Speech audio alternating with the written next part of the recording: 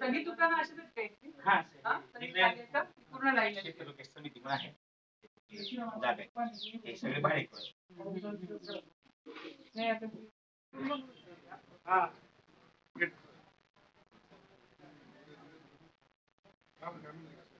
रात्री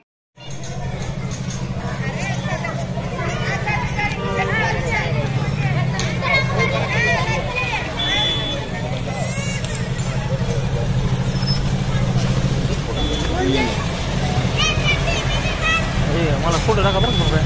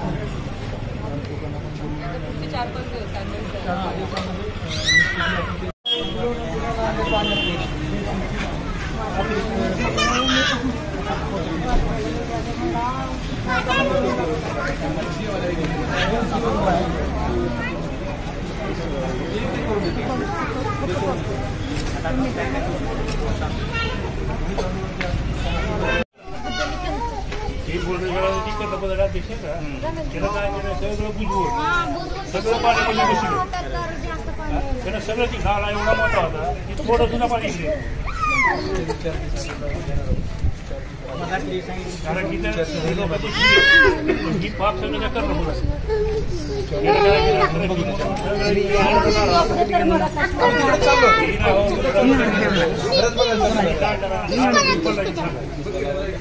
त्यांना मदत करू.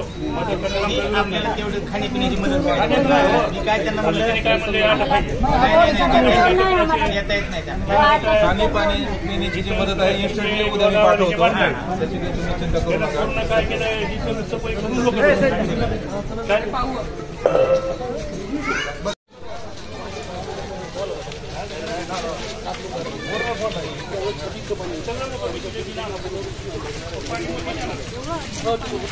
बार का सर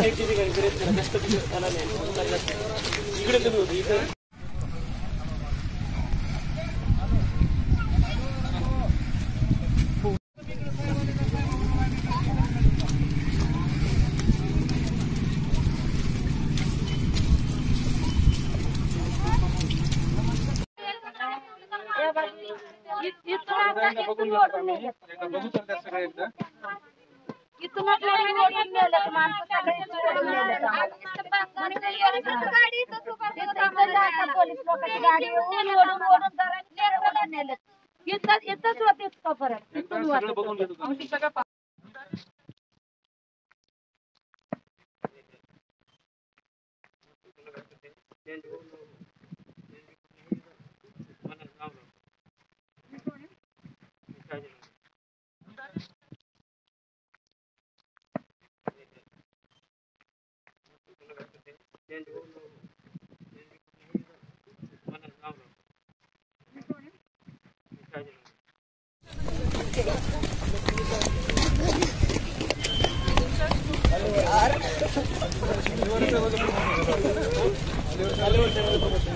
थोडं शांत बसा. नमस्कार, मी रोहिणी नरे, उपविभागीय अधिकारी लातूर. काल आणि परवा 2 दिवसामध्ये लातूर जिल्ह्यामध्येच अतिवृष्टी झालेली आहे. मी आज आणि आमचे महसूल विभागाचे सर्व अधिकारी कर्मचारी, पोलीस विभाग, ग्रामविकास प्रशासन या 2 दिवसामध्ये जी अतिवृष्टी झाली त्यामुळे या भागामध्ये जे नुकसान झालं ते पाहण्यासाठी आज आम्ही इथं आलो आहोत. मुरुड गावात, मुरुड सर्कलमध्ये 2 दिवसामध्ये, एका दिवसामध्ये 168 mm इतका जास्त पाऊस झालेला आहे. कमी वेळामध्ये खूप जास्त पाऊस झाल्यामुळे इथं बरेच नागरिकांच्या घरामध्ये पाऊस म्हणजे घरात पाणी साठलेलं आहे. ती पाहणी करण्यासाठी आपल्या जिल्ह्याच्या जिल्हाधिकारी मॅडम यांच्या सूचनांनुसार आमची आज पूर्ण टीम आलेली होती. आज जे शेतांमध्ये नाल्याच्या बाजूला ओव्हरफ्लो झाल्यामुळे शेतांमध्ये पाणी साठलेलं आम्हाला आज दिसून आलं. सोयाबीनचं पीक चांगलं आलेलं आहे, परंतु पाणी जास्त असल्यामुळे ते पीक शेतकऱ्यांच्या हातून गेलेलं आहे. आज मी स्वतः प्रत्यक्ष पाहिलेलं आहे आणि त्या सगळ्या शेतकऱ्यांच्या शेतांचे पंचनामे करण्याच्या आम्ही तात्काळ तलाठ्यांना सूचना दिलेल्या आहेत. पंचनामे करण्याची ही कार्यवाही सुरू झालेली आहे. मुरुडमधल्या दत्तनगर परिसरामध्ये एकदम नालामधनं पाणी जास्त आल्यामुळे तिथल्या घरांमध्ये काल पाणी साठलं होतं. रात्रीच्या वेळांमध्ये काही 5-6 जणांना पोलिसांनी रेस्क्यू करून आज आम्ही इथं शेल्टर कॅम्प या मंदिरामध्ये केला होता आणि त्यांची राहण्याची काल व्यवस्था आणि जेवणासाठी आम्ही काल व्यवस्था केली होती. काल पुन्हा आम्हाला रेड अलर्ट आपत्ती विभागाकडून मिळाला होता, परंतु फॉर्च्युनेटली आज तो ऑरेंज अलर्टमध्ये कन्वर्ट झालेला आहे. पूर्ण जिल्हा प्रशासन ह्याच्यावरती लक्ष ठेवून आहे. प्रत्येकाला जी मदत करणं शक्य आहे, ज्या पिकांचं नुकसान आहे, आम्ही पीक विमा प्रतिनिधींना इथं तात्काळ आपल्याला इंटिमेशन द्यावं लागतं 72 तासांच्या आत. त्यांना आम्ही स्वतः उपस्थित राहून ते इंटिमेशन देण्याच्या सूचना करू, कारण शेतकऱ्यांना ह्या सगळ्या टेक्निकल गोष्टी माहिती नसतात. त्या व्यतिरिक्तही आपल्याला जी NDRFची मदत असते त्याचेही पंचनामे करण्यासाठी तलाठी मंडळाधिकाऱ्यांना सूचना दिलेल्या आहेत.